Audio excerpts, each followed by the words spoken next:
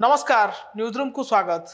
आपण देखुंत आपण सामने गोटे स्क्रीन रही जोटी तार लिखा जाए जारी रही आयाराम गयाराम किए छाड़िले क्यों दल। जिते निर्वाचन पाखे आसे आ निर्वाचन तारीख जिते पाखाए नेता दल छाड़ती किए बीजेडी छाड़े तो किए बीजेपी छाड़े तो आउ किए कांग्रेस छाड़े किंतु आज दिन में प्राय एमती घटना बेसी घटुची। आपणकर मन थी गतकाली दुई जन बीजेडी नेता बीजेपी रे योगदान करछंती अरिंदम राय हुंतु किंबा सिद्धांत महापात्र एवं भर्तृहरि महताब आज से भली किछि नेता दल छाड़िछंती। आमे सेमानक उपरे विस्तार भाव में आलोचना करिबा। आज सकाळु सकाळु गोटे खबर आसी पहुंचला जे कटक सालेपुर अंचल जे विधायक थिले पूर्वतन विधायक प्रकाश चंद्र बेहेरा जे कि 2019 निर्वाचन रे कांग्रेस छाड़ी बीजेपी रे योगदान करथिले एवं बीजेपी रु टिकेट मध्य हातेइथिले से किंतु निर्वाचन पूर्वर दल छाड़ी।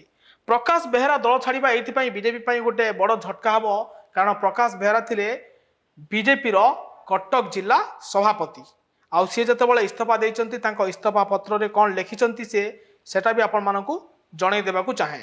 प्रकाश बेहेरा तांको चिठी लिखिचंती जे मु सब बेले मो पद को न्याय देबाकू प्रयास करिछि ता सहित दल जेपरी माइल खुंटा हासिल करि परिबो से नै मध्य चेष्टा करिछि किंतु मो कार्य को मु संतोषजनक भावे तुलाई पारि नाही जहा फल रे प्रकाश बेहेरा आज दल त्याग करिसंती एवं तांकर इस्तीफा पत्र मनमोहन सामल जी अछंती बीजेपी रो सभापति तांको पठाइचंती।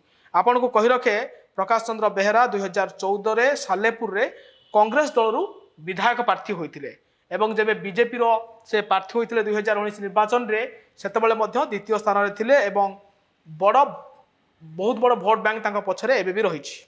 सेहि भली आउ जणे बड़ नेता मध्य आज कांग्रेस दल त्याग करिसंती एवं बिजू जनता दल रे शामिल होइचंती। से हेउचंती सुरेंद्र सिंह भोई। आपण को कहि रखे सुरेंद्र सिंह हेउचंती पूर्वतन मंत्री से मध्य आज बिजू जनता दल रे शामिल होइचंती। आज शंख भवन रे मिश्रण पर्व रे आनुष्ठानिक भाव में बीजेडी रे जोग दैचंती।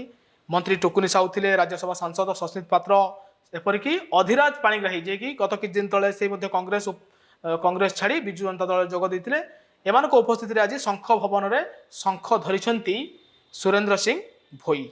चर्चा होउची सुरेंद्र सिंह भोई कहि चर्चा होउची सुरेंद्र सिंह भोई को एथर दल प्रार्थी करि पारे बीजेडी रे जोगदेव पारे। सुरेंद्र सिंह भोई कौन कहिसंती सेटा भी आपण मानकू जणै देबाकू चाहे। से कहिसंती जे मुख्यमंत्री मते दल शामिल करथिबारु मु तांको आंतरिकतार धन्यवाद जणाउछि। 5टी अध्यक्ष भिके पांड्यन को मध्य से धन्यवाद जणाइछंती। से नवीन को कार्यकलाप रे अत्यंत खुशी होई एवं विकासमूलक कार्य को देखि से बिजू जनता दल रे जॉइन करछंती। आपण को जणै देबाकू चाहे सुरेंद्र सिंह भोई 3 थर कांग्रेस टिकेट रे विधानसभा को निर्वाचित होइतिले। से बलांगीर जिला सईतला आसन रु 1995 रु 2000 मसिया रे विधानसभा को निर्वाचित होइतिले।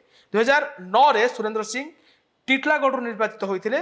कांग्रेस सरकार अमल रे किछि मास पई जंगल परिवेश मंत्री भाव में मध्य दायित्व तुलाइतिले।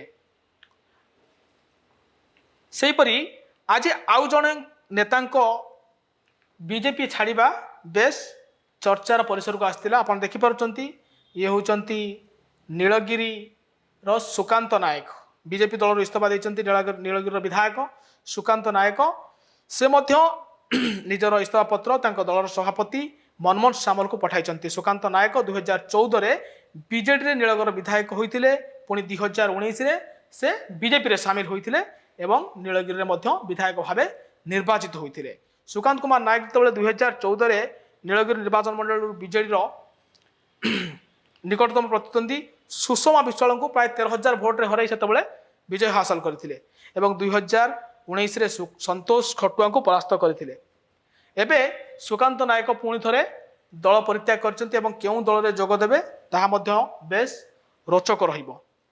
आउ जणे विधायक मध्य जे कि चित्रकोंडार विधायक डमुरु सीसा मध्य बिजू जनता दल परित्याग करिसंती। से 2014 रु 2019 दल रे विधायक भाव थे बीजेडी विधायक थे एवं 16 वर्ष दल सहित कार्य करछंती किंतु एबे से बिजू जनता दल परित्याग करछंती एवं केउ दल जॉइन करिवे ताहा पर्यंत जना पड़ी नाही। डम्बुर सीसा तांको इस्तीफा पत्र रे मध्य दर्शाइछंती जे दल पई दीर्घ वर्ष धरी काम करछंती 16 वर्ष पाखापाखि दल रही काम करछंती किंतु दल पूर्वरु जे भली भाव रे ପରିଚାଳିତ ହେଉଥିଲା ଏବେ ସେଥିରେ ବ୍ୟତିକ୍ରମ ହୋଇଛି ଏବଂ ସେଥିପାଇଁ ସେ ଦଳ ପରିତ୍ୟାଗ କରିଛନ୍ତି।